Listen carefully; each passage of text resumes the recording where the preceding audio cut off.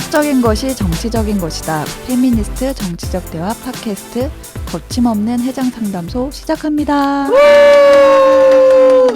예, 안녕하세요. 저는 큐티보이입니다. 오늘 해장상담소 함께 하시는 분들 제가 소개해드리도록 하겠습니다. 네, 또 간만에 무명님 나오셨고요. 그리고 진짜 간만에 피바람님이 나오셨습니다. 네, 일단 무명님부터. 네, 안녕하세요. 무명입니다. 별다른 근황은 없고요. 너무 덥고 지쳐서 난생 처음으로 식욕이라는 걸 잃었어요.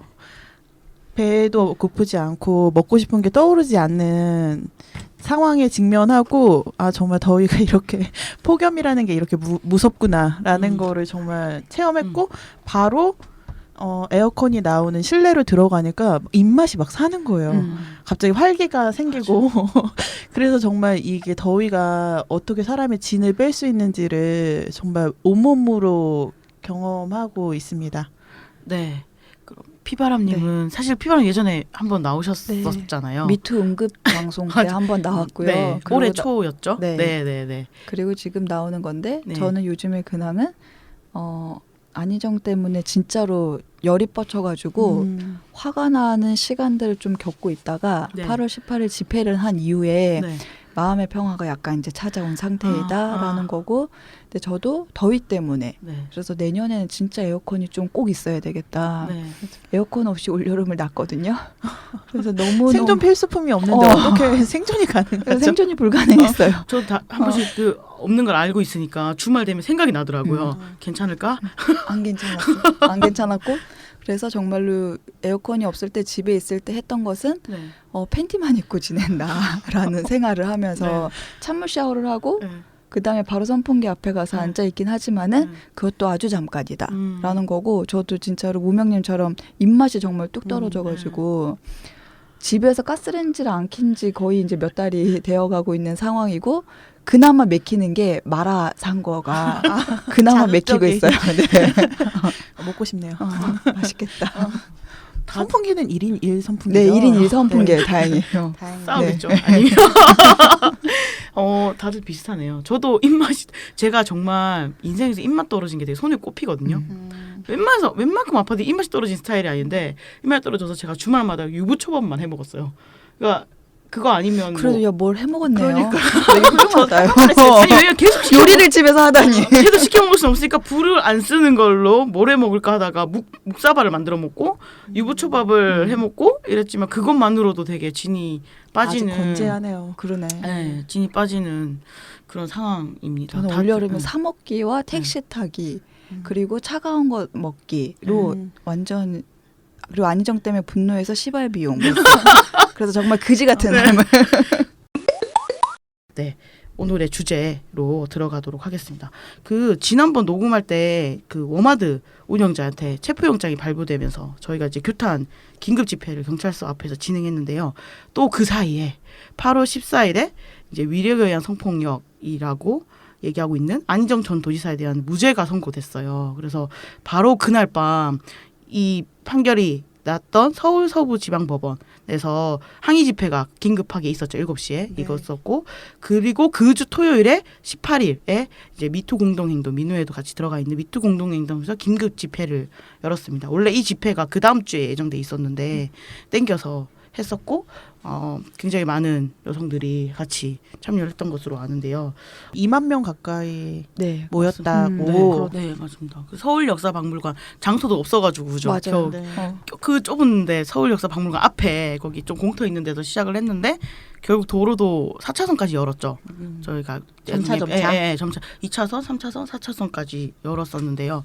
사실 피바람님 그날 사회를 보셨잖아요. 네. 저는 그날 피바람님의 어떤 엄청난 카리스마?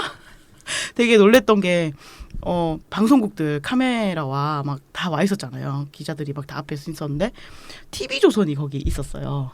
바로 앞에. 근데 여기 TV조선이 와 있다고. 근데 TV조선이 특히나 이 관련된 보도, 되게 찌라시성 보도를 엄청 많이 했었잖아요. 그래서 나가시라고. 그래서 그 사람들이 진짜 나가라 해서 결국 카메라 끄고 나간 거. 그래서 그날의 약간 장면이 어떤 상황이었나 뭐였냐면은 일단은 이제 기자들이 상황을 찍기 위해서 그 집회에 참석하셨던 분들을 다 잡고 있었거든요. 근데 그 중에 카메라가 하나가 진짜로 TV조선이었었고 그때 이제 집회에 계시던 분께서 그 오매님이라고 안희정공대에 활동하시는 네. 분인데 오매님이 여기에 TV조선이 있다라고 저에게 사인을 보냈고 그래서 그 사인을 받아서 TV조선은 나가시라라고 이제 이야기를 하였고 그러고 나서 이제 TV조선이 카메라 대열에서는 빠져나갔었거든요. 근데 이제 빠져나갔는데 또 TV조선이 또 보이지 왔나요? 않는 곳에서 아. 또 카메라를 들고 있는 거예요. 그래서 또 다시 사인이 들어왔어요. 그래서 다시 TV조선을 향해서 이야기하게 되었고 그때 이제 그 TV조선의 카메라로 바로 이제 많은 분들이 찾아가셔가지고 카메라 앞에 이제 피켓으로 가리고 내리라고 하면서 카메라를 이제 거두는 일이 있었거든요. 그래서 아 이거는 진짜로 함께 만든 어떤 승리 같은 거 네, 있잖아요. 되게 작은 멋지네요. 승리 같은 거. 진짜 짜릿했어요. 또 그 얘기 하면서 그리고 TV조선뿐만이 아니다. 다른 언론사들도 고민하셔야 된다. 이 관련해서 보도가 TV조선만 그랬던 것도 아니다. 막 이런 얘기를 하는데 진짜 근데 진짜 이거는 진짜로 다 모두의 마음이었을 것 같아요. 왜냐하면 이 안희정 사건과 관련해서 언론들이 어떻게 보도했는지를 우리는 다 여실히 다 봤기 때문에 그래서 이제 진짜 그 분노의 마음이 그냥 정말로 거침없이 그냥 이렇게 쭉쭉쭉 나왔었던 것 같고 하여튼 이제 그때 이제 다른 분들이 막 얘기를 집회가 끝난 다음에 말씀해 주시기를 TV조선이 결국 카메라를 거두고 편의점 앞에 이렇게 쭈그리고 앉아가지고 그냥 현장 스케치 정도 소리 정도 따는 정도였다라고 했을 때 다들 우리 정말 잘했다 이제 그런 얘기가 있었죠. 카메라를 아예 이쪽으로 못 하더라고요. 뒤로 돌려놓고 그 음성만 따고 있는 상태였던 거고요. 금방 아까 얘기했던 그 차선 연 것도 사실 차선 연 것도 사전에 한 2차선, 3차선 정도까지는 얘기가 됐었어요. 근데 그 이상은 사실 얘기되지 않았는데 현장에서 이제 사람이 있다가 워낙 많이 왔어요. 진짜 뒤에 많이 왔고 그러면서 이제 그 권김현 선생님이 두 번째 연사셨나요? 두 번째 발언을 하면서 우리에게 법원에서도 우리 자리는 없었다. 우리에게 허락된 자리는 이 거리밖에 없는 것 같다. 그렇다면 우리가 왜 이 구석에 이렇게 몰려 있어야 되냐. 도로를 우리는 나오겠다. 이러면서 경찰 열어라. 그리고 10개까지 발언하지 않겠다. 그래서 사람들이 근데 사람들이 되게 기억도 약간 귀엽기도 한 게 열어라 이것도 열어줘. 부탁. 네. 청하는. 근데 저는 안 열릴 거라 생각했거든요. 근데 그 사진 보도된 걸 제가 봤어요. 음. 차선 열기 위해서 이렇게 그거 뭐라고 하죠? 갑자기 생각이 안 나. 그 이렇게 바리게이트 친 거. 바리게이트를 계속 이동시키려고 하는 그게 되게 막 역동적으로 찍혔더라고요. 맞아요, 열고 맞아요. 있는 과정이. 맞아요. 그러니까 경찰도 이제 통제가 안 되는구나. 안 열어주면 그냥 뭐 밀겠구나. 이래서 약간 연 것 같은 그런 되게 좀 그날 어떤 행사장에서의 순간순간의 어떤 승리의 경험 느낌들이 있었죠. 되게. 그래서 정말로 약간 우리가 집회 나갈 때 언제나 분노를 가지고 집회를 나가게 되는데 그 분노를 우리는 되게 직선으로 뿜으면서 그 분노가 상대에게 전달이 되고 그리고 그것이 다른 새로운 장면을 여는 거를 보는 게 되게 많았었거든요. 네. 그날의 집회가. 맞아요. 그래서 이제 뭐 TV조선과의 상황도 그랬고 그 차선을 열었던 것도 그러고 저는 이제 그날 또 햇불이 등장을 했었거든요. 맞아요. 그래서 이 집회를 준비를 하면서 촛불로는 안 된다.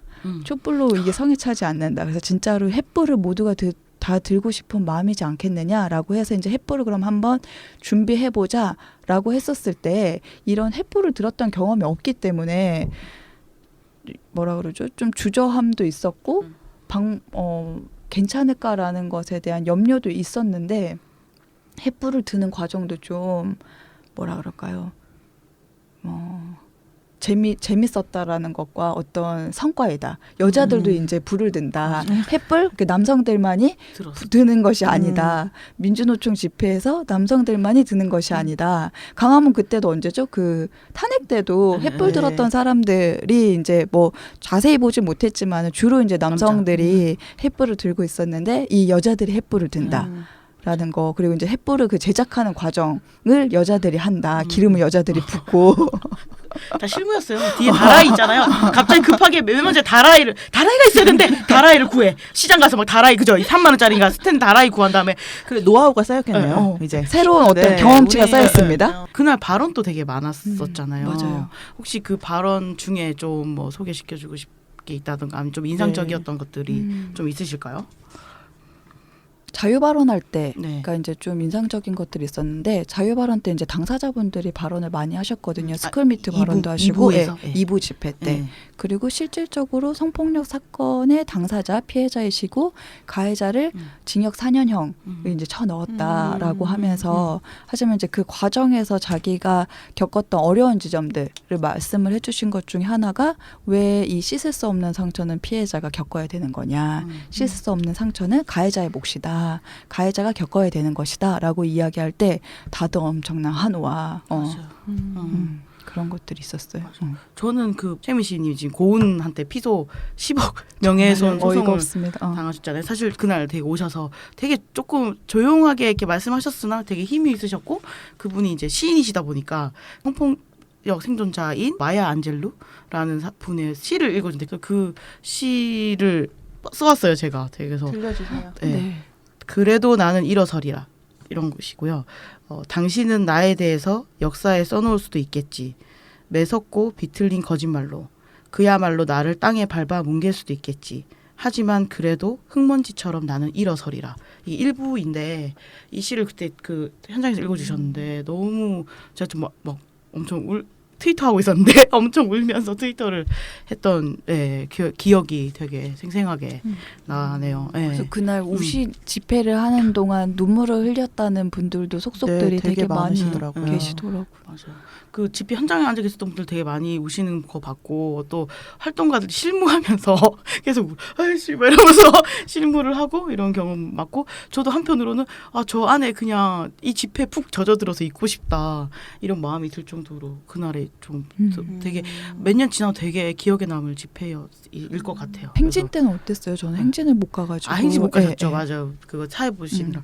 저 행진은 사실 저희가 행진 약간 그 인원감이 한 5천 정도였어요. 최대 5천 정도로 생각했고 그래서 그 차량을 이제 세대 조그만 차량 같은 거 3대 정도 배치했고 그다음에 확성기를 하지 5천 정도의 뭐 차량 세대 정도면 커버가 되겠다. 그래서 확성기를 하지 말자라고 하다가 그래도 모르니까 하자. 그럼 몇 개를 할까 뭐 이런 얘기를 하다가 뭐 남더라도 10개인가를 했어요. 근데 진짜 모자랐고.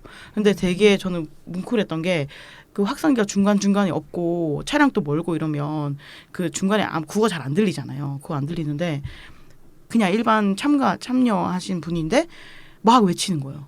그러니까 안희정은 유죄다.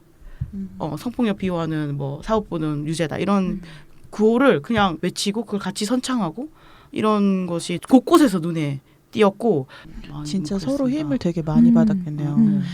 그리고 저는 뭐라 해야 되지? 그런 거 있는 것 같아요. 그러니까 안희정 측에서도 이게 이제 무죄가 났으니까 그리고 워낙 찌라시도 많이 돌았으니까 뭐 무죄네 사람들이 이러고 그냥 넘어갈 거라고도 그래서 몇몇 그냥 진짜 일부 여성 단체들만 난리일 것이다라고 사실 예측했을 것 같아요. 근데 실제로 여론이 지금 만만치가 이만의 여성들이 들고 않잖아요. 일어났으니까. 왜냐면 저도 최근에 그냥 뭐 이런 페미니즘 활동하지 않는 그냥 뭐 민회 후원 정도 하거나 관심이 있거나 아니면 아예 관심이 없는 사람들한테 가서 이렇게 얘기를 해보면 되게 팽팽해요. 그러니까 과거 같으면 되게 다수가 무죄 났잖아. 법적 무죄 나면 할 말 없지라던가 뭐 내가 찌라시 봤는데 그런 얘기 맞던데 뭐 이런 식으로 하는데 되게 팽팽한 거예요. 그렇게 얘기한 사람들과 그 사람 수만큼 다르게 얘기한 사람들이 있는 거예요. 그래서 저는 이게 세상이 또 바뀌기도 하고 여론이 변했고 아니도 되게 쫄리겠다.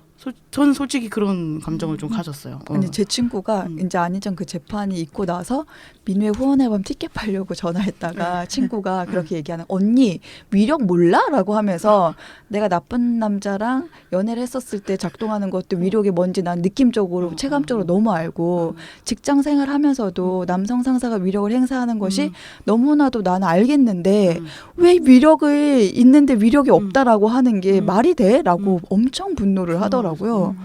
그래서 진짜 이거는 진짜 많은 사람들이 그러니까 직장 생활하고 있는 여자 사람이라면은 정말 이거는 분노할 수밖에 맞아요. 없는 사안이다. 맞아요. 그런 생각이 좀 들었어요.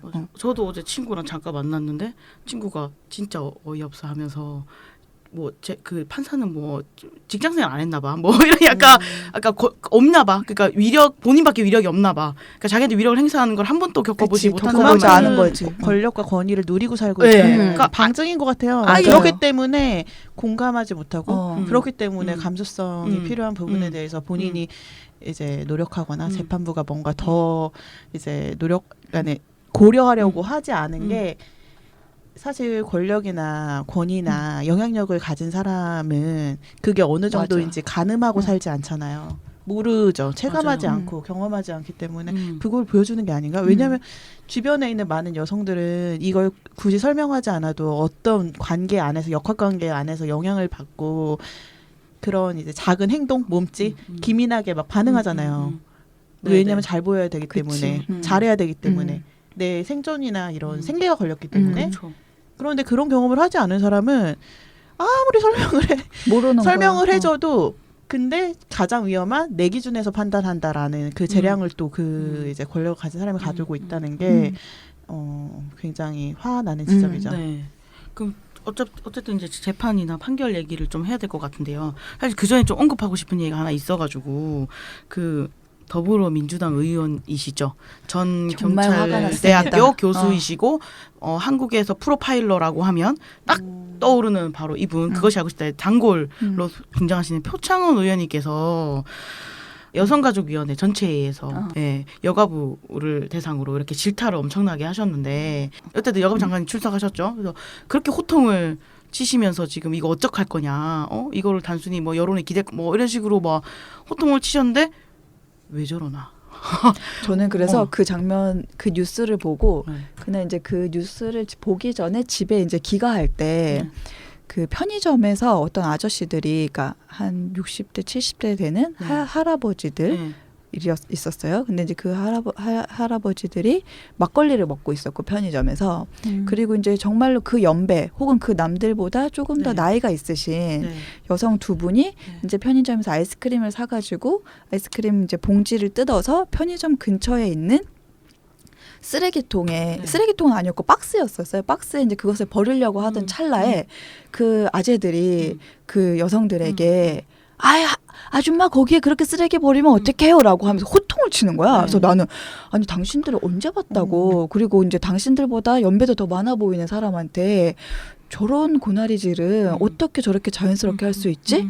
라고 이제 하면서 좀 빡치는 장면이 있었는데 집에 가서 핸드폰을 켜서 보니까 표창원 의원이 여가부 장관이 그러고 있는 거예요. 그래서 너무 이 장면과 이 장면이 너무 완전 오버랩되는데요. 오버랩된다. 너무 닮았다. 그런 생각이 좀 들었어요. 그래서 열이 정말 네. 뻗쳤습니다. 저는 왜 여가부 앞에서만 서면 남성들은 저렇게 목소리가 영웅이 나셨는가 이런 생각을 하면서 특히 아니 그리고 본인도 의원이잖아요. 그렇죠. 본인 책임 없나요? 네. 그러니까요. 왜 어디다? 아니 그리고 왜 그죠? 14일 판결 있었던 날 그날 발언하지. 네. 아무것도 안 하고 있다가. 그런데 갑자기 그러니까는 가장 쉽고 화내는 게 가장 쉽잖아요. 여가부 대상으로 모두가 여가부를 뭐라고 하니까 본인도 거기에 편승해서 할 그 위치가 아니잖아요. 그리고 분리돼야죠. 그렇죠. 그리고 이 사건이 여가부만의 책임인가요? 특히 저는 이 민주당 의원이잖아요. 민주당 회의에서 과연 이러실까? 민주당 입장 표명 하나 없는 건 도대체 어떻게 변명하실 건가? 그것부터 질타해야죠. 그리고 자기 개인적인 뭐 입장 표명 하셨냐? 그 또 하나는 청와대는 어쩔 거냐? 탁현민 그대로 기용하는 청와대 앞에서는 뭐 아무 말도 안 하면서 저는 진짜 되게 싫었고 그리고 저는 이런 감정 항상 느껴요. 그러니까 여가부 약간 까도 내가 약간 야, 까도 우리가 까도 남들 다 여자들이 닥쳐. 까. 한 놈들 다 닥쳐. 너네 아무 자격 없어. 뭔지 알죠? 뭐 어떤 감정인지 알죠? 저희도 뭐 여가부랑 어떨 때는 뭐 척지기도 하고 어떨 때는 뭐 협력 관계기도 하고 뭐 그런 관계인데 진짜 그냥 어떨 때는 비판할 때도 있잖아요. 근데 정말 아니 그리고 되게 이거는 여가부만 대상화하는 거잖아요. 맞아요. 여가부가 뭔가 여가부 많이 해결의 주체인 맞아요, 것처럼 맞아요. 본인 의원이란 말이에요. 국회의원. 법원에 그거 잊지 가서 말아야죠. 재판부에 가서 이야기해야 될 문제를 왜 여성가족부 앞에 가서 이거 보여주기식 아닌가요? 완전 그러니까 그렇죠. 큰 소리 내고 호통 치면서 뭔가 이제 보여주는 식의 그 편의점에서 있었던 것과 아주 유사한 다르지 않은 왜 호통일 치면은 네. 일을 한다라고 생각하는 걸까요? 아, 정말 이거 그러네. 딴 얘기인데 나 짠내 투어를 보거든요. 짠내 투어를 되게 좋아하는데 네. 거기서 박명수가 하는 일이 호통만 호통만 치는 거야. 치죠. 아무것도 안 해. 맞아. 근데 그러고 방송을 먹고 산다라는 게 참. 저는 그게 그 방송에서 그 역할을 박명수 씨한테 준다는 게 그 역할로 존재하잖아요. 짜증내거나 뭐라고 핀잔 주거나 부정적인 얘기하거나 이제 호통치는 거 결론적으로는 네. 그 역할을 하는 사람으로서 그 이제 나이가 있고 경력이 있는 남성을 둔다는 게 그게 문제인 것 같아요. 그래서 맞아요. 후배를 막 쪼고 이거에 대해서 굉장히 질타를 하고 하게 만드는 걸 계속 내보내고 그 역할을 요구하고 그래서 그 사람이 쓰이고 그런 방식으로 남성만이 가능한 역할이죠. 네 어. 그거를 보여주는 게 왜 보여주지? 왜 저렇게 구성하지? 왜냐면 각각의 캐릭터들을 구성하잖아요. 네, 왜 네. 그 캐릭터가 필요하다라고 느끼지? 그리고 그 캐릭터는 전혀 재밌지 않은데 그러니까 누가 재밌지? 누가 웃지? 그러니까 저 누가 캐릭터에? 재밌지?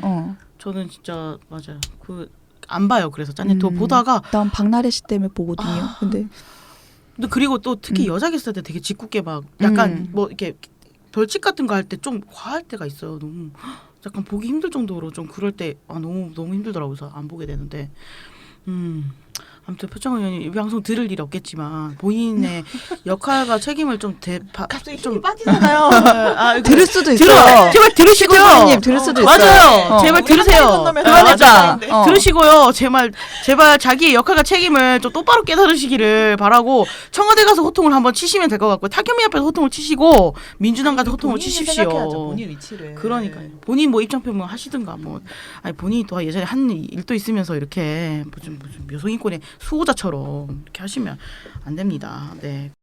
그렇고요. 그럼 우리 좀 자세하게 좀 더 얘기를 해볼까요? 이 사건에 대해서 대응 활동을 하셨던 피바람님이 좀 브리핑을 좀 이렇게 해주시면 중간중간 우리가 한번 네. 같이 얘기를 나눠보도록 하겠습니다. 네. 일단은 그 서지현 검사님이 1월 말에 이제 그 미투를 한 이후에 3월 5일에 이제 김지은 씨가 JTBC에 이제 출연해서 안희정 전 지사의 성폭력 피해가 있었다라고 이제 증언을 했고 바로 그 다음 날 안 지사가 본인의 페이스북에 글을 남겼죠. 정말로 확실한 증거이죠. 본인의 성폭력 가해 행위를 인정했었던. 그래서 정말 그 피해자인 김지은 씨에게 죄송하다. 그리고 이것은 합의에 의한 성관계가 절대 아니다라고 하면서 이제 본인이 시인을 3월 6일에 하면서 지사직을 이제 내려놓았고요.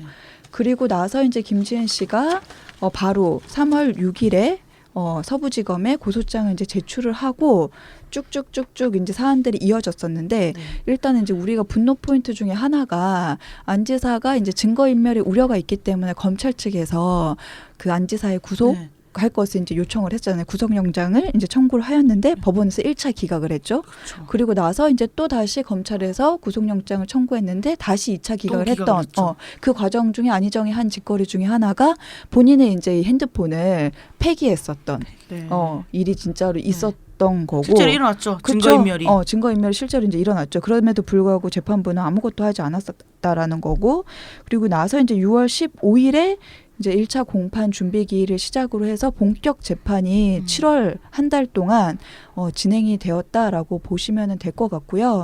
그래서 이제 저희 민회에서는 이제 재판에 비공개 이제 재판 때는 이제 방청이 어렵긴 하나 공개 재판은 이제 거의 대부분 참석을 해서 재판은 이제 좀 쭉쭉쭉쭉 지켜보았다라고 보시면 될 것 같고 8월 14일에 이제 진짜 말도 안 되는 무죄 선고가 난 것이 이제 지금의 상황인 거고요.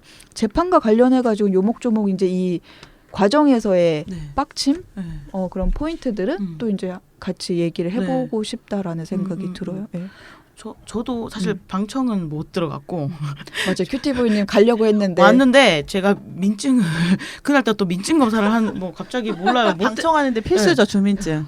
그러니까요. 국회 갈 때도 한번 제가 놔두고 와가지고 급하게 받은 적이 있었는데 급하게 보내줄 사람도 없고 그래가지고 이제 갔는데 결국 못하고 앞에서 저희가 피켓 액션을 계속 했잖아요. 피켓 액션을 했죠. 안희정이 들어갈 때 안희정을 향해서 구호를 외치고 그러니까 피켓을 들고 그 전에는 이제 앞에서 이렇게 피켓 들고 있고 피켓을 놔두고 차가 들어오면 신호를 주면 제가 확 달려가가지고 이제 그 들어갈 때만 이렇게 검찰 입장할 때 이제 치는 걸 했는데 첫 번째 갔던 날이 그날 민주원 씨 그러니까 안희정 전 지사의 배우자인 배우자죠. 사람이, 배우자분이 증인으로 나오는 날 그날 유달리 또 언론들이 엄청나게 왔었고 되게 보기 싫다.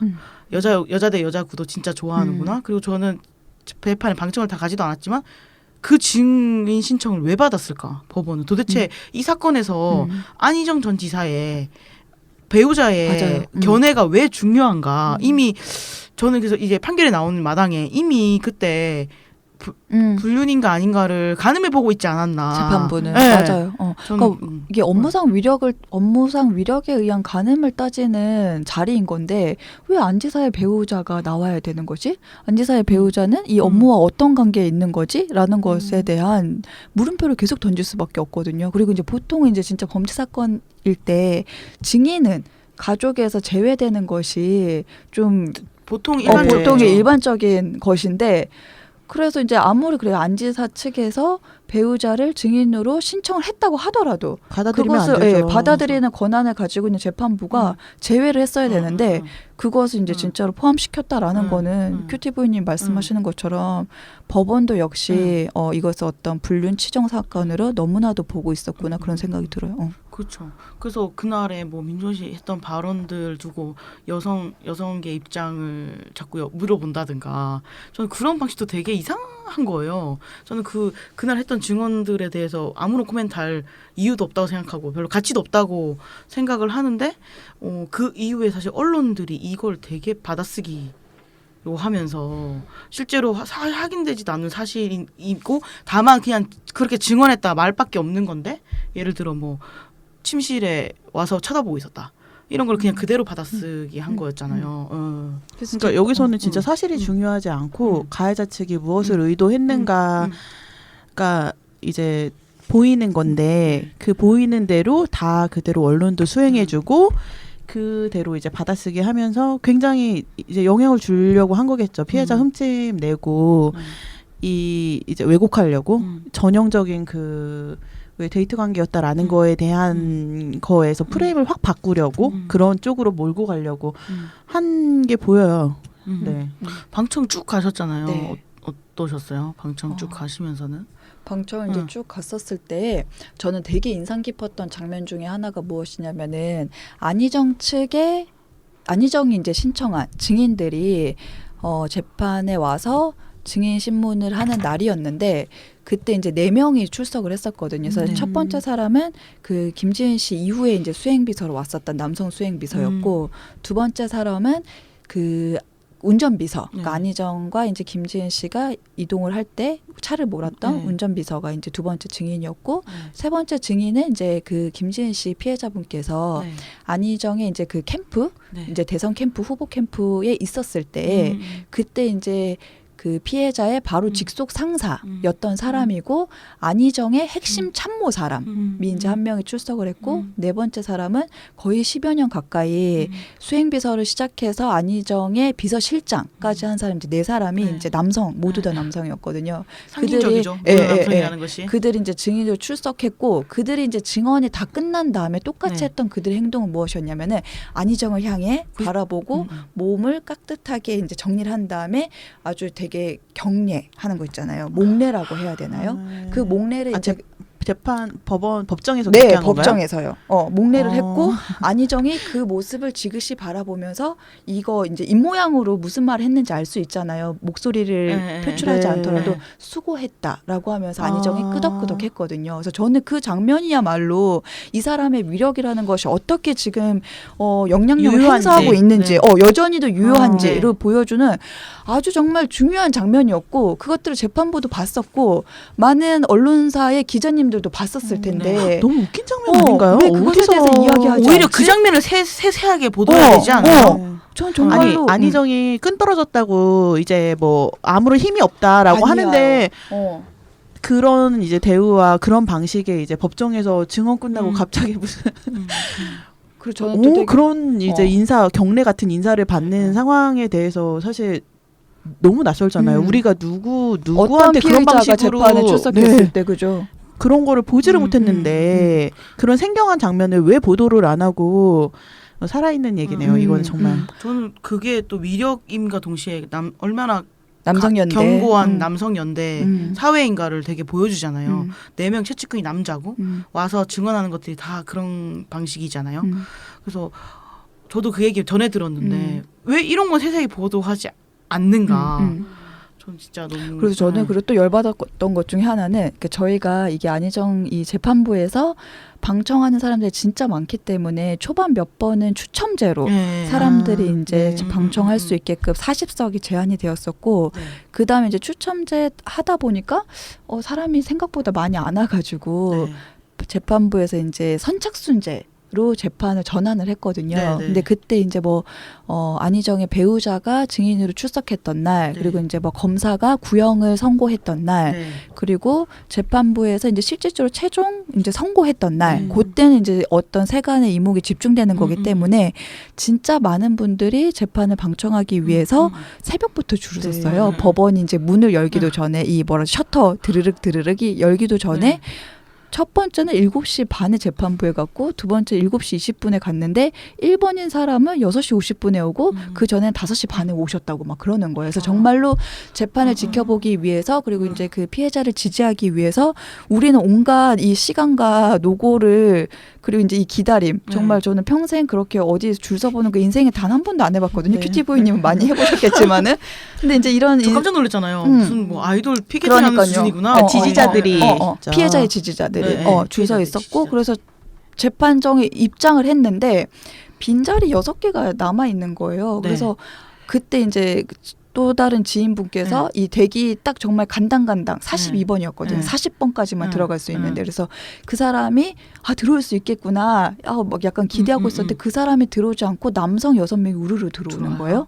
그래서 이제 저들은 누구이지? 라고 나중에 확인했었을 때는 재판부와 피고인 측에서 합의해서 약간 특별석 같은 거 있잖아요. 왜? 그런 걸 빼놓은 거야. 그 사람 줄 서야죠. 그러니까 똑같이 줄 서야 줄 되는 서야지. 거잖아. 그 이거 6인이 누구였어요? 안희정의 측근들.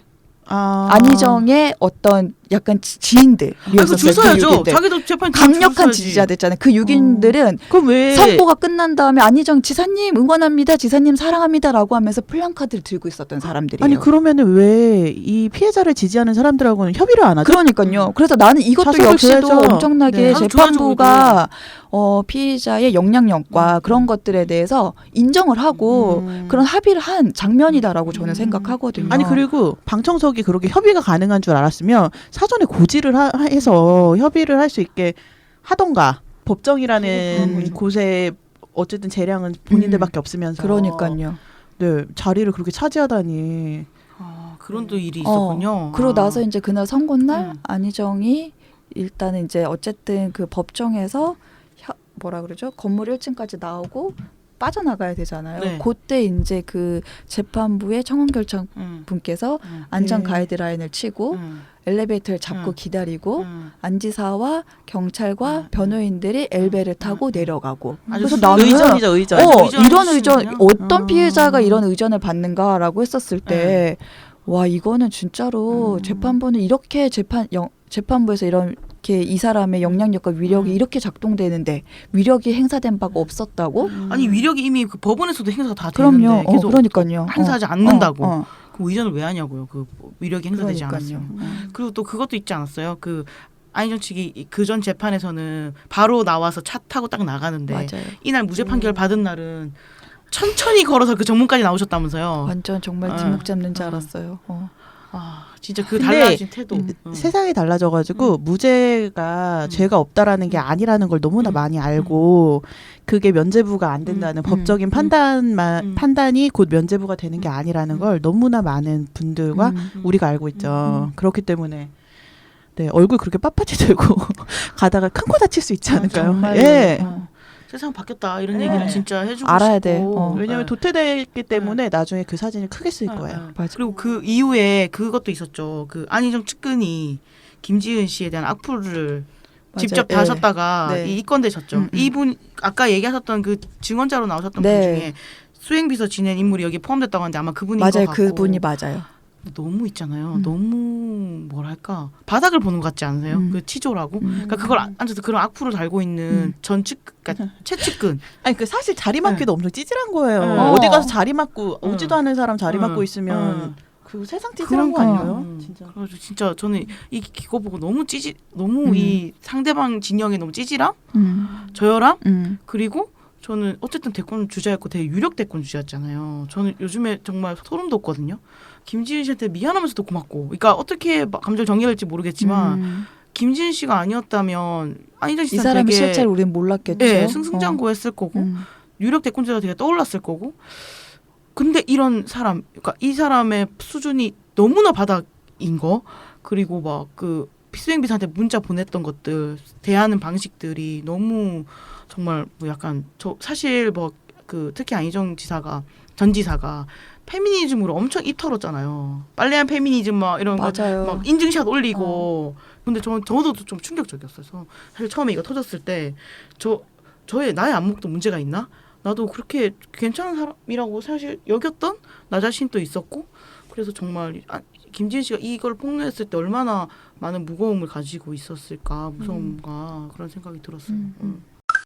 핵심을 놓치지 않고 계속 기억하는 게 중요한 것 같아요. 그 바로 이야기한 다음에 본인이 인정했는데 본인이 이거는 강제가 맞다라는 거를 인정하고 이건 합의한 게 아니라고 이 증거를 이렇게 남겼음에도 불구하고 이런 방식으로 이제 완전히 뒤집히는 판결과 그건 진짜 쏙 들어갔잖아요. 증거도 인멸하고 실제로 맞아요. 판결문에 대해서 그럼 좀 얘기를 해볼까요, 네. 우리? 네. 판결문 얘기로 좀 넘어가면 될 것 같은데요. 그래서 그때 이제 선고하던 날 네. 또 이제 재판정에 갔었을 때 판사가 판결문이 114쪽에 달한다. 그래서 이 판결문을 이 자리에서 모두 다 읽을 수는 없겠지만은 일단은 선고문 요약 정리해서 가지고 왔다라고 하면서 네. 이제 정말 조목조목 또박또박 읽는데 그것을 들을 때마다 정말 몸이 부르르 떨려서 미칠 것 같은 거예요.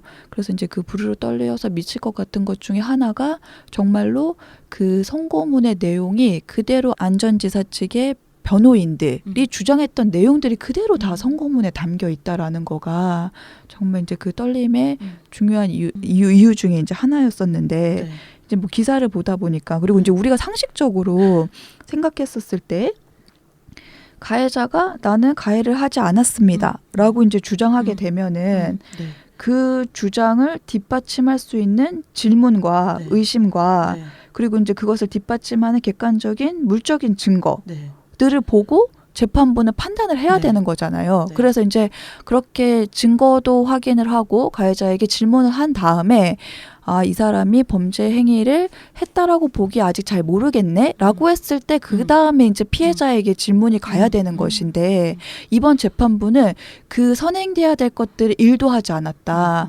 그것을 다 생략하고 피해자에게 정조운운하면서 왜 그랬느냐, 도망갈 수도 있었는데 왜 도망가지 않았느냐, 그러니까 이제 이건 합의에 관한 성관계 아니냐라는 어떤 전제 속에서 정말 피의자 변호인과 똑같은 행동을 한 것. 그래서 진짜로 문제의 지점이지 않을까라는 생각이 들었어요. 그런 가해자에게 증명하라고 요구해야 할 거를 그러니까 피해자한테만 질문 던진 것도 되게 문제인데 재판부가 정말 의심스러운 거는 한편으로는 그 114쪽이라는 게 우리는 있다.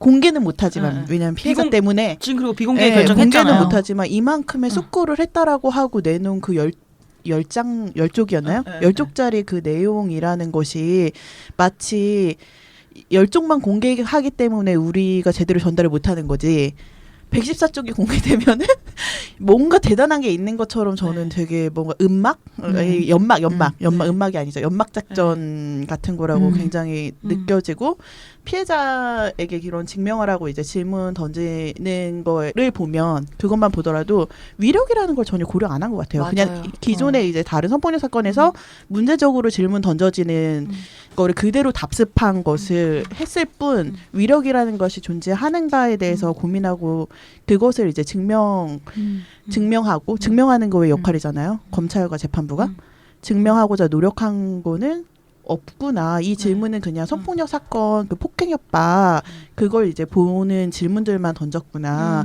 위력은 존재하지만 뭐 술은 마셨지만 음주운전 아니다 인 것처럼 위력은 있는데 당연히 위력은 있죠. 위력은 있는데 행사하지 않았다는 거잖아요. 그러니까 되게 그러니까 저는 그 안희정 지사가 왜 마지막 그 재판에서 최종 자기 변론을 했잖아요. 그때 얘기한 거를 저는 그대로 그걸 되게 동의했다고 생각하는 거예요. 그때 뭐라고 했냐면 저 너무 어이없어. 그 무슨 문장이냐. 그 무슨 말이냐 엄청난 그랬는데 비문이죠. 네. 어떻게 위력으로 인권을 뭐 뺏을 수 있습니까? 이런 저는 처음에 이게 무슨 말이지? 그러니까 뭐 문장의 뜻을 모르겠는 거예요. 저는 그러니까 무슨 말인지 재판부는 자기 식대로 이해하고 이걸 받아 먹었다. 저는 그렇게밖에 진짜 안 보이거든요. 그래서 아까 모명님 얘기하셨던 것처럼 재판부는 진짜로 이 권력이 어떻게 존재하고 작동하고 영향력을 미치는지에 대해서 안희정도 모르고 재판부도 모르고 그 지위 속에서 그냥 머물러 있는 상태이지 않는가 그런 생각이 좀 많이 들었어요. 그 최근에 그 이거 재판 나고 이례적으로 젠더 법학회 네. 거기서 성명서를 냈죠. 그리고 되게 조목조목 이 재판의 판결이 왜 문제적인가에 대해서 그리고 이 판결문에 대한 법조인들의 의견도 진짜 팽팽하게 맞서더라고요. 그래서 제가 볼 때는 판결문 비공개 요청한 거는 자신이 없어서다. 그 비판들이 너무나 들어맞기 때문에 자신이 없어서고 그리고 또 한편으로는 재판부는 왜 자기들이 분리할 때는 비공개하고 맞아요. 권한이 진짜 너무 많은 것 같아요. 재판부의 권한이. 그래서 저는 좀 약간 그런 것도 있었고 판결문 사람들 되게 열받게 하는 몇 개의 대목 있잖아요. 네. 제가 다시 읽으면서도 너무 열이 뻗친 하던데 그런 것들 얘기를 조금 더 해보고 저는 그 피해자다움 관련해가지고도 또 얘기를 해보고 싶은데 재판부가 그 선고문을 읽을 때 그러니까 어쨌든 이게 성적 자기결정권을 행사할 수 있는 사람이었고 그렇기 때문에 성적 자기결정권을 피해자가 행사했다라고 우리는 보고 있고 그리고 이제 보통의 피해자는 이러이러해야 되는데 이 사건에 김지은 씨는 그렇지 않다라는 식의 뉘앙스가 되게 많이 담겨 있었거든요. 아니 선고문에. 제가 이게 열받는 게 성적 자기결정권 인권이에요. 인권을 행사할 만한 능력이 있다. 뭐 이런 얘기 너무 이상하잖아요. 그 말도 안 되는 얘기. 그러니까 인권 침해, 성폭력이 인권 침해다라고 이야기하면서 성폭력은 인권 침해이다. 그런데 이제 피해자는 인권이 있기 때문에 그리고 인권이 높고 인권의 주체성이 있기 때문에 그렇게 그 인권을 침해당할 일이 없다라는 얘기를 한 거잖아요. 말도 안 되는 얘기를 한 건데 그죠. 그런 논리면은 성폭력 인권을 행사했다. 피해자가 이게 뭔 말이죠? 없어야 되는 거야. 그리고 계속 얘기하는 게 성적 자기결정 왜 행사하지 않냐고 자꾸 묻잖아요. 그게 아니라 안전지사한테 성적 자기결정 왜 침해했냐고 물어야 맞아요. 질문이 맞잖아요. 성적 자기결정은 누구나 가지고 있는 거고 그거를 행사할 수 없게 만드는 어떤 상황이 있는 거잖아요. 맥락이 있고 위력이 있고 그게 바로 성폭력인 건데 근데 계속해서 넌 성적 자기결정 가지고 있는데 왜 행사하지 않았어? 왜 거부하지 않았어? 성적 자기결정권 대체 어떻게 이해하고 있는 것인가? 그리고 성적 자기결정권이 사실 이게 페미니즘에서 얘기했던 것들 근데 이거를 되게 이상한 맛을 갖다 쓴다. 그리고 사실 이 판결만의 문제는 아니잖아요. 성적 자기결정권을 가져다 써서 이상한 판결들이 계속 나왔었잖아요. 다들 더 잘 아시겠지만 그래서 뭐 장애 여성인데 뭐 성적 자기결정 행사한 것으로 보인다. 그러니까 이거는 성폭력이 아니다. 합의여양 뭐 성관계다. 이런 식의 얘기들을 계속 갖다 쓰는 거에 대해서 너무 그래서 이 판결문의 문제는 그냥 비단 안희정 사건에서의 그 사건의 사안만을 따지는 거의 문제라기보다는 판결문 안에서 사용하는 언어 맞아요. 그리고 거기에서 결론을 내리는 그런 논지 같은 게 이후에 성폭력 사건에 굉장히 큰 영향을 미칠 거잖아요. 근데 피해자가 인권을 행사할 수 있는데 행사하지 않아서 사건이 마치 발생한 것처럼 이런 말도 안 되는 어떤 폭력 사건에서 어떤 이제 피해자에게 그러니까 성폭력 사건이 아니라 어떤 피해자에게 왜 인권을 행사하지 않았냐고 이렇게 묻지 않잖아요. 맞아요. 그것으로서 판단 기준 삼지 않잖아요. 이 사건의 진위 여부를 따지는 데 있어서 피해자가 인권이 있는지 성적 자기결정권이 있는지 여부를 왜 따지냐고요. 이거를 어떤 방식으로 침해했고 침해하지 않으려고 어떻게 노력했고 그 위력을 행사한다라는 거에 있어서 위력이 아니게 하기 위해 어떤 이제 과정을 거쳤는지에 대해서 질문하지 않았잖아요. 가해자한테. 아니 왜 판결문에 인권을 논하냐고요 지금. 이거 너무 이상한 거예요. 제가 이걸 읽고 사실 그루밍 이런 단어도 막 나와요. 우리가 저는- 얘기하는 얘기를 다 갖다 썼어요. 진짜로 네. 열뻗쳤던 것 중에 하나가 뭐냐 성적 자기 결정권, 그루밍 그리고 이제 성폭력 피해자들의 피해 이후에 바로 이런 뭔가 피해 사실을 얘기하지 못한다라는 어떤 심리적 얼어붙음 상태. 네. 피해자 다음을 얘기한 거죠. 약간 이제 그러니까 피해자 다음이라기보다는 그러니까 우리가 성폭력 상황에 있어서 피해자들이 겪고 있는 시간들과 경험들에 대해서 잘 세상에 알리기 위해서 이름을 붙이고 정의 내리고 그러잖아요. 그건 이제 정말 이제 반성폭력 운동의 과정에서의 많은 피해자들의 목소리와 그 반성폭력 운동 활동가들과 이제 그런 뭐라 그럴까요? 뭐랄까 힘들고 되게 그런 과정 속에서 발견된 언어들을 네. 그대로 재판부가 가지고 가가지고 기만적으로 사용하고 있다는 것. 오용하는 거. 그래서 남발하는 우리는 거. 이런 것들 이만큼 다 고려한 재판부야. 그런데 따져보니까 이 사건의 피해자는 피해자답지 않아라고 하는 게 말이야 방구야 약간 그런 네. 심정이 드는 아, 거예요. 피해자 다음이 뭐죠?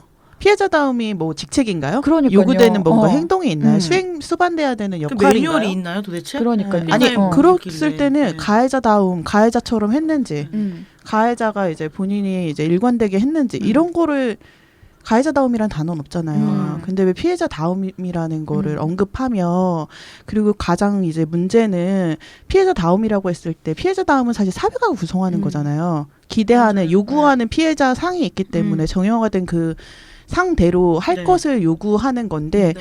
이게 얼마나 나쁜 것이며 이제 소위 말하는 무력하고 고통 속에 있고 아무것도 하지 못하고 목소리 내지 못하고 가해자가 원하는 대로 문제 제기하지 못하는 그런 네. 피해자다움을 지금 재판부가 요구하는 건가요? 지금 세상은 바뀌었는데 맞아. 그런 피해자다움을 요구하는 거라면 피해자다움이라는 단어는 당연히 없어져야 되고 다 다양하겠지만 피해자는 사실 당당하고 정당하게 권리를 주장하고 목소리를 내고 그게 피해자다운 걸 수 있죠. 굉장히 다채롭고 아니 왜 그런 걸 요구하냐고요. 지금 역할 직책 아닙니다. 네. 맞습니다. 그리고 저는 왜 그 피해자의 어떤 모습 중에 부분 선택하는가?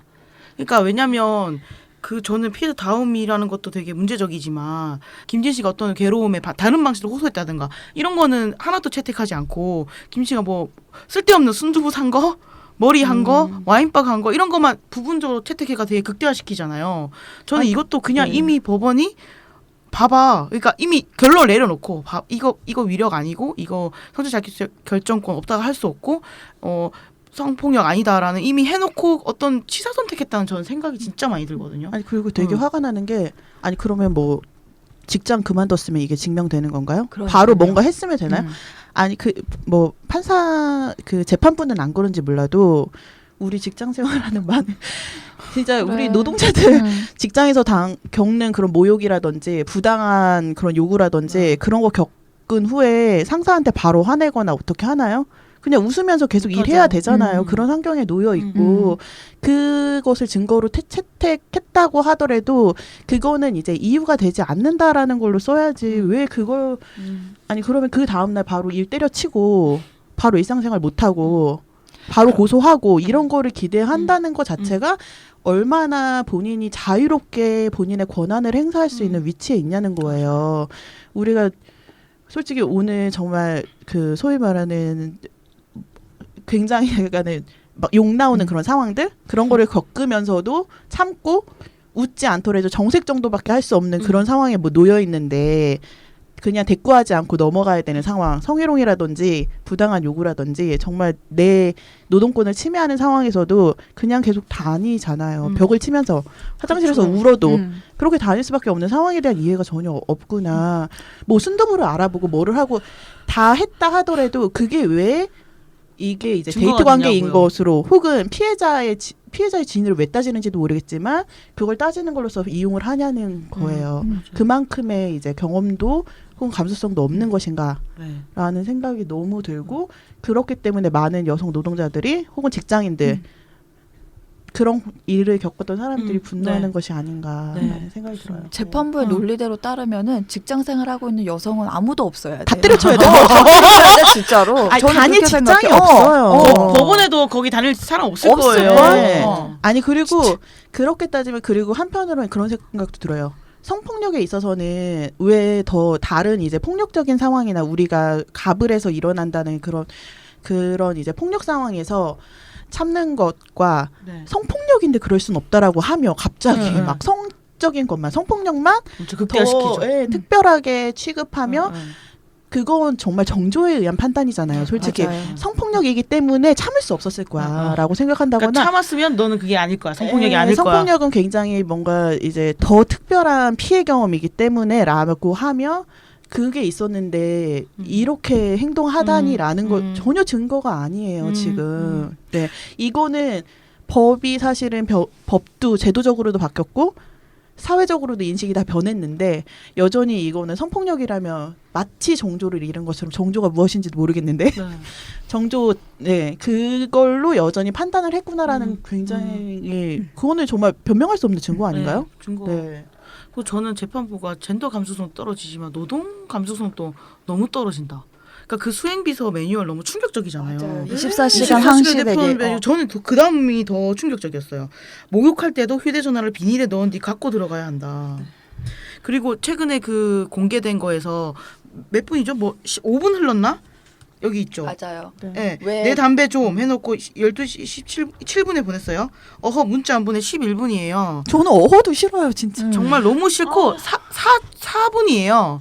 그러니까 이런 극한 노동 환경에 놓여 있는 노동자가 어떻게 자기 뭐 자유권을 행사했다는 건지 알 수도 없고 저는 진짜 노동 개념도 노동권에 대한 어떤 아무런 잠성도 없구나. 아니 그리고 너무 무서운 게 이게 통용되는 조직이었다는 게 그죠. 여기가 뭐 막 가져오라고 하고 지시하고 24시간 이런 매뉴얼이 비단 이제 피해자와 그 이제 안전지사만 아는 상황이 아닌 네. 거잖아요. 조직에서 그게 다 통용이 되는 거였을 텐데 그런 정말 말도 안 되는 신세계 그 사태 같은 이런 일들이 있는데 아무도 이상하게 생각하거나 이상하게 생각하지 않았다는 게 네. 지금 밝혀진 거잖아요. 네. 왜냐면 이렇게 아무렇지도 않게 보도가 네. 돼도 전혀 네. 타격이 없으니까. 그리고 뭐 이거 판결문에도 뭐 직장 문화 평등했던 것으로 보인다면서 무엇으로 뭐 평등을 말하죠? 허심 탄회하게 뭐죠? 뭐 담배를 맞담배를 맞담배를- 피웠다. 그러니까 그 네 명의 증인으로 나왔을 때 정말 어이가 없었던 것 중에 하나가 모두가 다 이제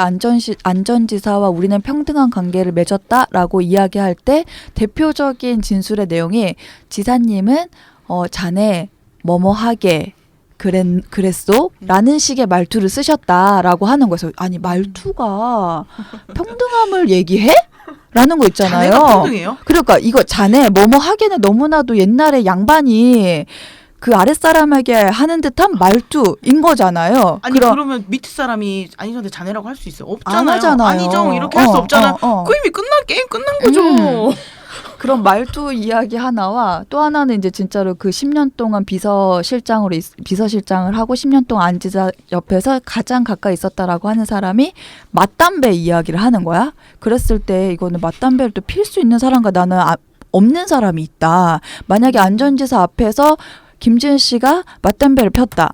안전지사 어떻게 나왔을까? 전 다를 거라고 생각하거든요. 남성에게 요구되는 것과 여성에게 요구되는 것, 그리고 이제 평등함이 작동된다라는 게 여성에게 작동되는 것과 남성에게 작동되는 것 너무나도 이제 다른 것인데 와 그런 아니, 거를 그리고 전혀 저는 되게 고려하지 위험한 않았다. 게 우리 조직은 평등해. 우리 조직은 정말 성폭력이 없어. 라고 얘기할 수 라고 있는 하는 사람. 순간 제일 위험한 조직이잖아요. 맞아요. 평등하다라고 얘기할 수 있는 사람은 그 사람의 위치와 그 사람의 관계 안에서만 그런 거고 여기서도 제가 판결문 보면서 이런 게 있어요. 그 피해자나 기타 주변 직원 등의 자유의사를 억압했다고 볼 만한 증거가 부족하다라는데 피해자의 자유의사에 대해서만 판단하면 되지 주변 직원들이 자유의사 억압 안 당했다고 100명이 이야기해도 그 100명과의 관계에서 대부분의 가해자들은 굉장히 교묘하게 오히려 더 이런 상황을 이용할 수도 있는 거죠.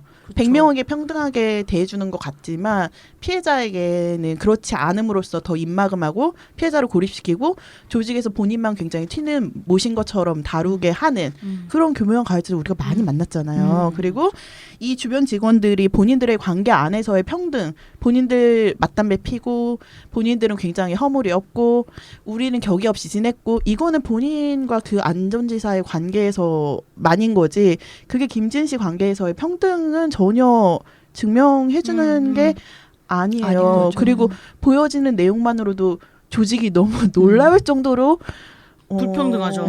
네, 위계적이라는 걸 우리가 보고 있는데 지금 아니 그리고 너무 이렇게 10년 그 조직에 10년 있었던 사람이 느끼는 공기와 완전 다르죠. 1년 있었던 그러니까 정말로 그 피해자분 같은 경우에는 한 8개월 그저 있었던 공기는 너무나 다른데 그래서 저는 그 10년 되신 분이 그렇게 이야기할 수 있는 당당하게 이야기하는 것 자체가 문제이다. 너무 문제죠. 음. 본인 위치에서 그렇게 얘기하는 게 아니라 갓 들어온 신입이 얘기하는 거를 들어야 되는 위치인 거지. 본인이 나서가지고 우리 평등한 조직이야 하는 순간 맞아요. 불평등을 느끼는 누구는 아무 말도 못한다니까요.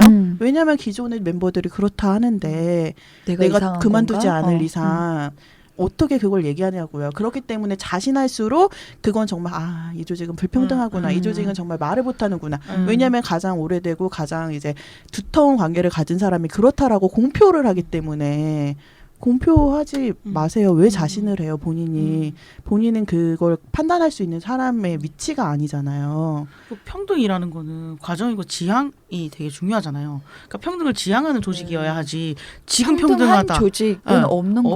없어요. 그런 곳은 없고요. 평등을 지향해도 지금 평등할까 말까? 저는 어떤 곳이든 그렇다고 생각하거든요. 당연히 그 조직에 20년 있었던 사람과 지금 들어온 지 한 달 된 사람 혹은 1년 된 사람이 위치성이 같을 수가 없어요. 다만 노력하는 거죠. 1년 된 사람의 말을 더 많이 들으려고 하고 그 사람이 말을 하기 어렵다면 왜 어려운지에 대해서 고민하고 그 과정 속에서 이제 평등이 지향하는 거지. 평등하다 단언하면 이제 그 조직 진짜 게임 끝난 조직이라고 너무 생각이 들어서. 근데 그런 것들을 이제 증거라고 가져온 거잖아요. 그리고 그게 채택이 됐고 채택이 됐죠. 그거의 진위 여부를 파악하는 데 있어서 피해자의 이제 진술과 피해자의 무언가로 그러니까 피해자에게 정말 피해자가 맞는지만 따지려고 했잖아요. 네. 그러니까 얼마나 많은 힘든 시간을 법정 싸움이라는 것도 힘든데 여론적으로도 굉장히 그 가해자의 이야기만 서사만 계속 내보내고 그게 진짜인지 어떤 건지에 대해서 전혀 판단하지 않고 막 무작위로 받아쓰기처럼 나가면서 겪게 되는 그런 2차 피해가 있었기 때문에 더 신중하고 더 제대로 사실은 저는 더 명료하게 썼어야 된다고 생각해요. 이런 뭐 성적 자기 결정권 뭐 인권을 행사할 피해자에게 뭐 이런 내용 말고요. 이거를 뭐 왜 이렇게 판단했는지에 대해서 차라리 더 풀어서 쓰거나 했어야 되는데 그런 노력도 안 했고 그냥 그럴싸한 말들로 포장이 되었는데 그 포장지를 벗기지도 않죠. 그 포장지를 보니 114쪽을 보지 않아도 알겠다. 네. 그리고 그 114쪽이라는 것을 가리기 위한 연막이 이거밖에 안 되는데 너무 실망스럽다. 더 이제 다음에 재판부가 지금의 그 서울지법 제 형사 11부 조성구 판사 조병구 병구 가 아닌 이제 고등법원의 판결을 굉장히 지켜봐야겠다라는 생각이 들어요. 네. 저는 아까 피바람님이 그 얘기하셨잖아요. 그런 관점이라면 직장에 있을 여성 아무도 없다. 근데 저는 한편으로는 어떤 면에서 이 재판이 유죄가 나면 감옥 갈 남자들이 너무 많겠다. 위력에 의한 강간, 위력에 의한 성폭력이라면 너무나 많을 것이고 그러니까 도저히 심리적으로 받아들일 수 없는 남성 연대가 되게 강력하게 작동한 것이 아닌가. 왜냐하면 너무 상징적이니까요. 그런 생각을 좀 했고. 네, 역사에 중요한 판결을 남기는 게 되게 중요하잖아요. 그럼요. 이게 이제 역사에 어떤 기록을 남길 것인가를 고민했을 때 지향하는 바와 재판부가 뭐 법적으로도 그렇고 제도적으로 그렇고 많이 변화했고 성폭력 사안을 바라보는 거에 있어서 요구되는 부분들에 대해서도 계속 내부적으로 정비를 하고 있기 때문에 그 흐름을 따라가야지 역사를 퇴행하고 퇴보하고 맞아요. 하는 판결을 내리면 안 되잖아요. 어떤 판결을 내려서 역사에 남을 것인가를 고민을 한다면 고등법원에서는 이런 이제 실수를 반복해서는 안 네. 되죠. 절대로. 그리고 위력의 존재를 인정했기 때문에 그 위력을 무력으로 바꾸기 위해 어떤 과정을 거쳤는지를 꼭 다음 재판부에서 따져야겠고 위력이 존재한다는 것 자체가 이미 그것은 행사되고 있는 맞아요. 거라는 거를 좀 알아야 하죠. 그 경험이 없더라도 들어야 하고 그 이제 경험을 하는 수많은 진짜 여성이 아니더라도 어떤 노동자라도 그 위력이라는 거 안에 사실 어떤 관계에서든 있잖아요. 개인의 다양한 위치성이 있기 때문에 네. 그걸 꼭 고려하는 게 필요할 것 같아요. 음. 그 판사 어떤 위치에 있는지 모르겠지만 힘든 사람 있을 거 아니에요. 분명 본인이 어려워하는 사람. 그래서 그랬을 조병구 판사가 그 사람이더라고요. 그 국정농단 양승태. 재판 거래를 했었던 양승태가 대법원장이던 시절에 공보 판사, 그러니까 약간 공보 판사는 그 법원에 그런 거잖아요. 홍보 브리핑 대변인 같은 거잖아요. 네네. 그래서 이런 사람이구나. 근데 그런 것도 정말 추적해 볼 필요도 어. 있는 것 같아요. 음. 우리는 더 많은 정보가 필요하고 음. 더 많이 이제 어떤 방식으로 접근할지도 같이 고민하는 거기 때문에 네. 네. 그래서 2심, 3심 길어질 거잖아요. 네. 올해 넘기는 건 당연한 것 같고 그래서 우리가 계속해서 음. 이거에 대해서 음. 관심을 끊지 않고 음. 계속 감시하고 음. 비판하고 음. 또 필요하면 또 거리로 나가고 음. 전 법은 뭐 이렇게 명시되어 있는 게 아니잖아요. 이 판결은 이 판결이 맞다 이렇게 있는 게 아니고 다 결국 다 해석인 거고 싸움인 거고 그 과정에서 저희의 어떤 여론이나 이런 것들을 계속 주기적으로 계속 보여줄 필요가 있겠다 이런 생각을 좀 강하게 했습니다. 네.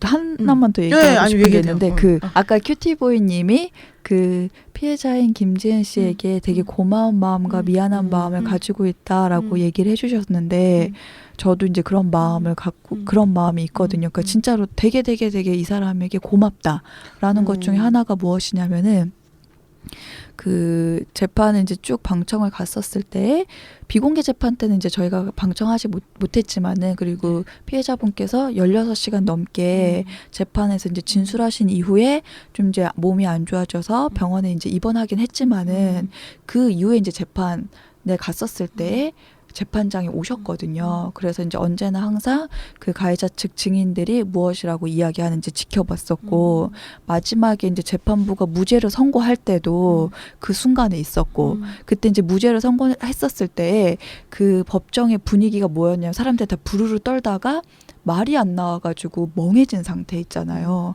그러다가 이제 막판에 이제 정말로 이거 말이 안 된다라고 하면서 사람들이 이렇게 막 엉엉 울고 있을 때 김지은 씨가 담담한 표정으로 그 자리에 있었거든요. 그러면서 이제 사람들이 다 눈물을 거두며 그래 이거는 우리가 지금 울 문제가 아니다. 더 지금 진짜로 밥도 잘 먹고 잠도 잘 자면서 더 열심히 싸워야 되는 문제이다라는 것을 그 자리에서 그분께서 이제 이야기해줬다라는 생각이 좀 들거든요. 그리고 소위 이제 그들이 말하는 피해자는 되게 우울하고 힘들고 아무것도 하지 못하는 상태에 있는 것이 이제 피해자의 모습이다라는 것들에 대한 정형화를 네, 깨고 네. 있다, 균열 내고 있다라는 의미에서 정말로 고마운 마음이 좀 있는 거, 고마운 마음을 전하고 싶어요.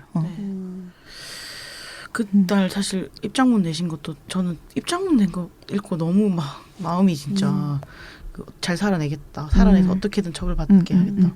그거 되게 많이 다른 이제 왜 하나의 사건이 굉장히 많은 이제 기존에 발생한 사건 혹은 이후에 발생한 사건에 영향을 주잖아요. 그렇기 때문에 이 사건이 잘 해결돼야 다음에 누군가도 목소리를 낼 수 있잖아요. 그거에 엄청난 정말 토대와 힘을 주는 것 같고 그리고 이제 법적인 게 이거는 정말 세간의 이목이 다 주목된 사건임에도 불구하고 싸움이 굉장히 지난해질 건데 사실 법적 싸움이라는 게 엄청 길잖아요. 우리가 생각하는 것처럼 고소로 끝나는 것이 아니라 그 다음에 굉장히 많은 장이 열리는 거기 때문에 저는 이 재판을 보면서 많은 분들이 누군가가 좌절하고 혹시나 이 상황에 놓여있는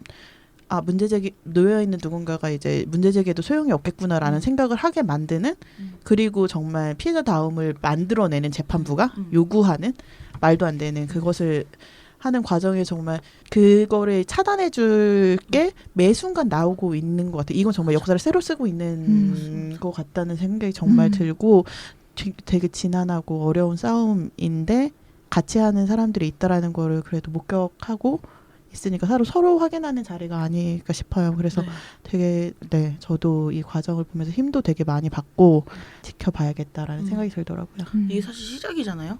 이 처음 시작이고 그쵸, 이제 정말. 줄줄이 이윤택 건 뭐 안택은 안택은 또 누가 있죠? 그 고은 도리어 본인이 걸었죠. 고은 건이라던가 뭐 조재 네. 기소조차 안 되는 조재현, 김기덕 그런 건들이 줄줄이 지금 있는데 사실 진짜 시작이라는 생각이 들고 사실 이렇게 판결 났다는 건 되게 좌절스러웠어요. 하지만 이 사안으로 분노한 여성들이 거리에 나오고 여론이 되게 팽팽하고 저는 이런 거는 정말 어떤 힘이 됐거든요. 되게 내가 법원에서 어떤 부당한 판결을 받더라도 나를 지지한 사람들이 있겠구나. 세상은 변화할 거고 그럼 법원들도 어쩔 수 없이 그걸 거스르지 못할 것이다.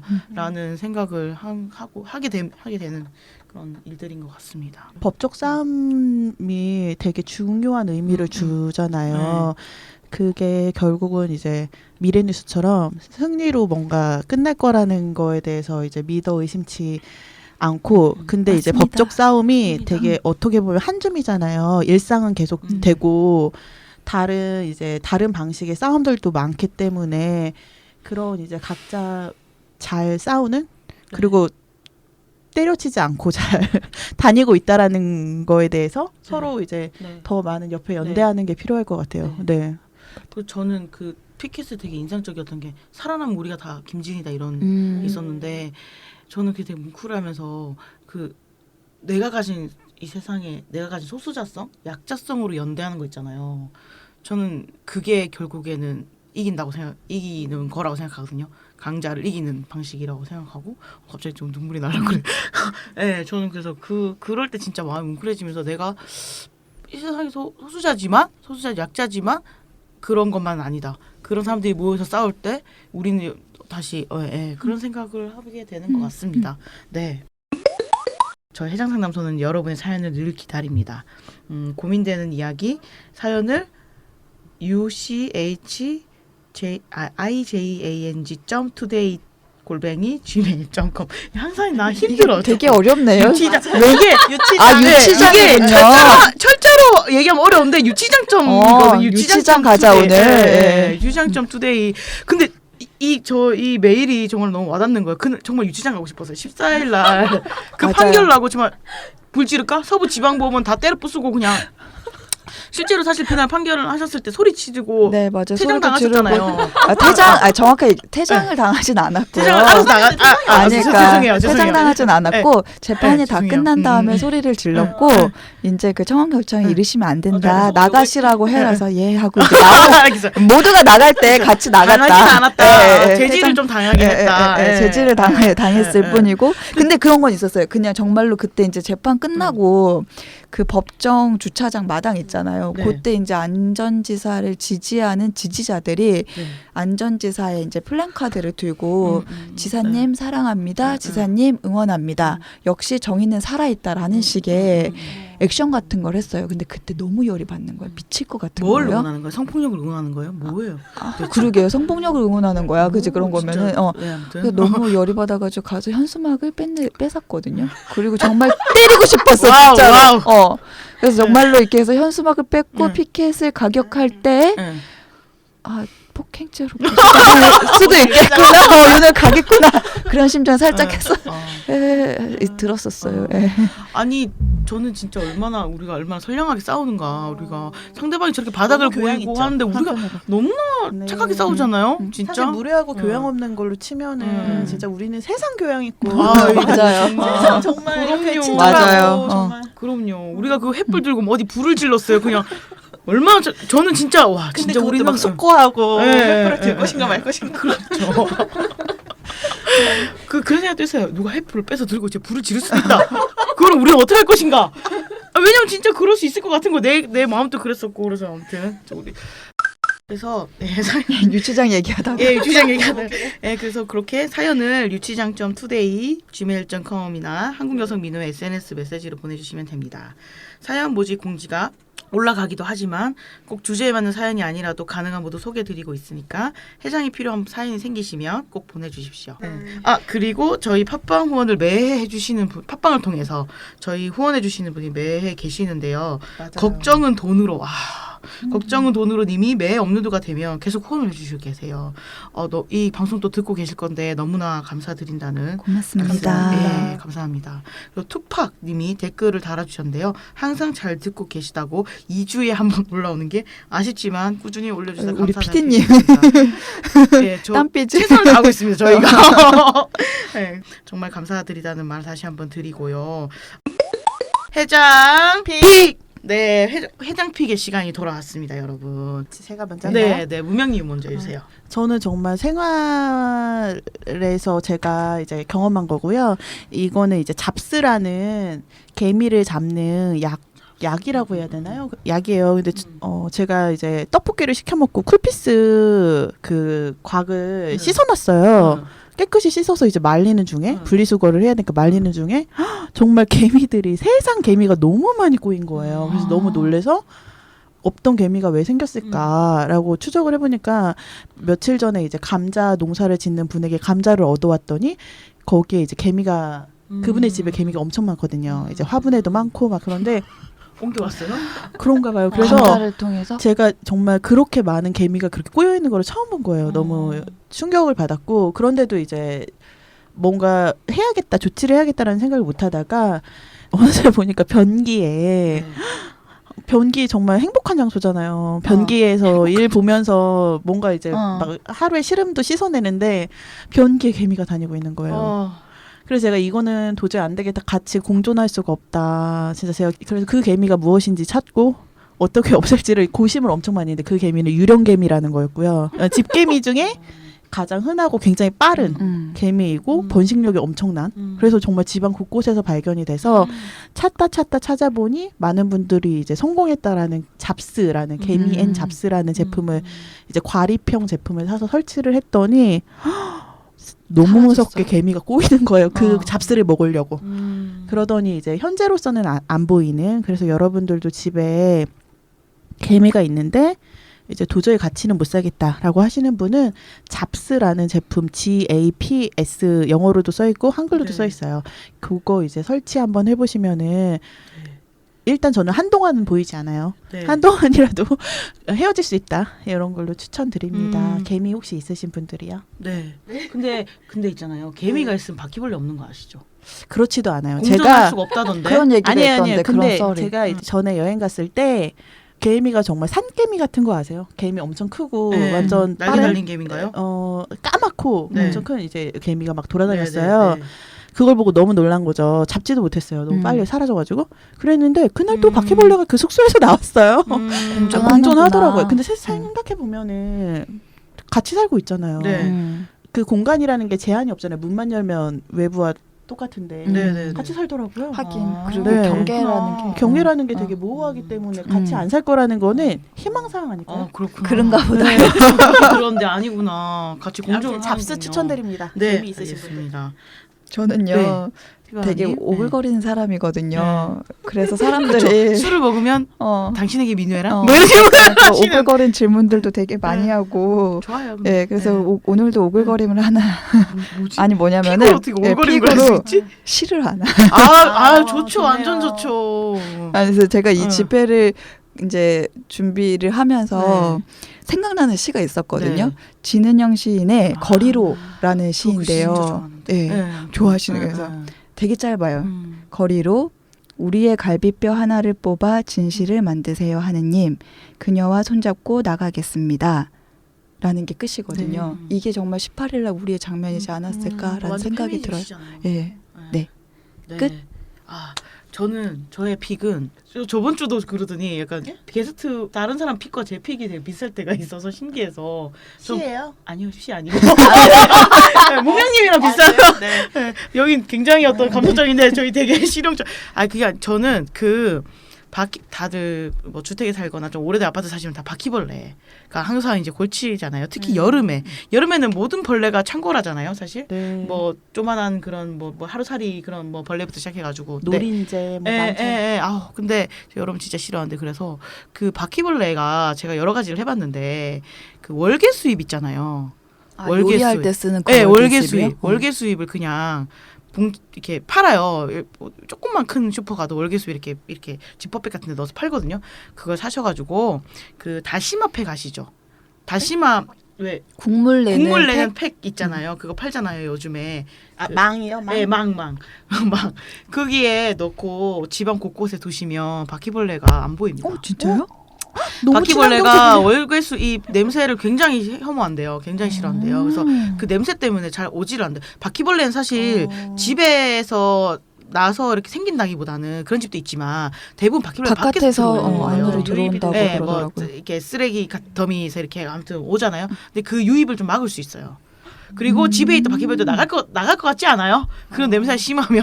알고 그래서- 보면 네. 근데 엄청 많이 나야 되는 건 아니죠? 근데 저는 집에 한 4군데 정도 났거든요. 아, 입구 같은데 창틀. 네, 창틀이랑 그 싱크대 안쪽이라 이렇게 났는데 진짜 잘 아무튼 안 나타나요. 그래서 혹시나 너무 좋은 팁이네요. 이게 뭐 아. 여러 가지 팁 있잖아요. 붕산도 있고 근데 이게 왜냐면 붕산 같은 거는 막 만들어야 돼요. 뭐 감자를 으깨가지고 뭐 이렇게 하고 어쩌고저쩌고 이거는 되게 간편해요. 그러게요. 제가 되게 반성하게 돼요. 저는 개미 더 이상 같이 못 살겠다라고 음. 생각하고 바로 뭔가 살충이 되는 그렇지 화학적인 과리평 그 잡스를 바로 이제 주문했는데 뭔가 친환경적으로 근데 저도 월계수 잎을. 내 공간에만 안 들어오면 이중이에요. 갤럭시 4라고 뭐 있어요. 그 짜가지고 하는 그거 그것도 놓긴 하는데 월계수입도 효과가 좋은 그래서 것 제가 같아요. 그런 방법을 찾아보지 않았다는 게 또 한편으로 좀 월계수잎이 혹시 같은 역할을 하는 것이 아닌가? 개미도 쫓는 게 아니라. 무슨 제가 어디서 이걸 듣고 팁을 듣고 했는데 아무튼 되게 유용하게 사용하고 있어서 그러니까 갈아주시기만 하면 돼요. 어떤 시기가 되면 이제 월계수잎도 함께 다 날아가고 이제 되니까 그걸 갈아주시면 됩니다. 네, 그런 팁을 하나 드리도록 하겠습니다. 네, 오늘의 녹음은 이렇게 마치는 것으로 하고요. 네, 오늘 피어남님 너무 반가웠고요. 종종 나와주세요. 표정이 얼어서 아니구나. 네, 다음에 뭐 또 맞는 주제가 있으면 또 나오시면 좋을 것 같고요. 유명님도 꼭 다음